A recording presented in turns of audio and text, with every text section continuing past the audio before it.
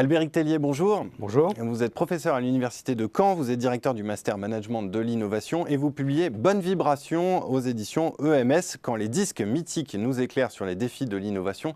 Dans une précédente interview, vous nous avez exposé le cas James Brown, Live at the Apollo. Je vous propose une autre étude de cas avec un autre album qui figure dans la liste de ceux que vous traitez dans Bonne Vibration. Il s'agit de Prince, Sign of the Time. Alors, est-ce que vous pouvez, là encore, nous raconter l'histoire de cet album ? Alors, développer l'innovation dans les organisations, c'est une affaire de projet. Et donc, je me suis intéressé au projet Sign of the Times. Et quand on regarde la genèse de cet album, on se rend compte qu'il faut démarrer au milieu des années 80, à une époque où Prince est déjà une star mondiale, puisque l'album Purple Rain a été un succès gigantesque. Et Prince commence à travailler avec son groupe de l'époque, The Revolution. Il commence à travailler sur son nouvel album. Les séances se passent très très bien, le nombre de morceaux s'accumule. Il offre beaucoup de place à notamment Wendy et Lisa, qui sont ses deux collaboratrices, qui composent des morceaux. Et il pense déjà enregistrer un double album qui s'appellerait The Dream Factory.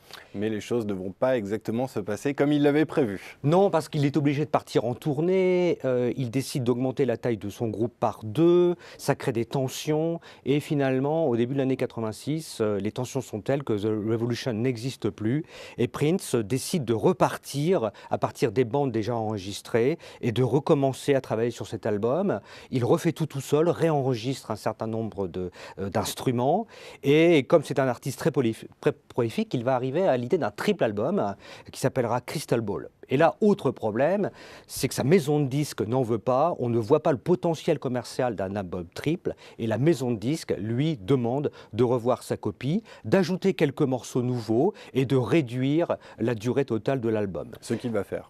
Alors ce qu'il va faire, et il va complètement transformer l'œuvre, il va décider de reprendre un morceau qui était au milieu des autres dans la première version, Sign of the Times, il va en faire un petit peu le fil rouge de son album, le titre également, et il va raccourcir la durée. Et l'album sort en 1987, c'est un succès phénoménal.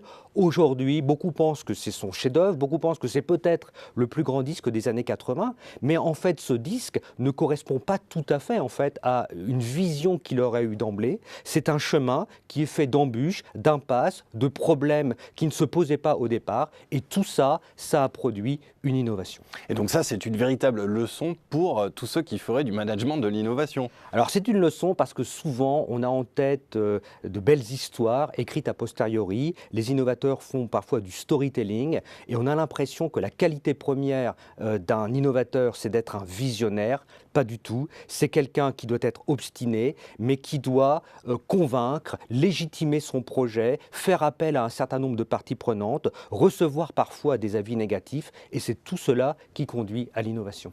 Eh bien, merci beaucoup Albéric Tellier pour cet éclairage. Pour ceux qui veulent en savoir plus ou connaître d'autres cas, je renvoie à votre livre Bonne Vibration. Et puis bien sûr, j'invite à réécouter Sign of the Times de Prince. Merci encore. Merci.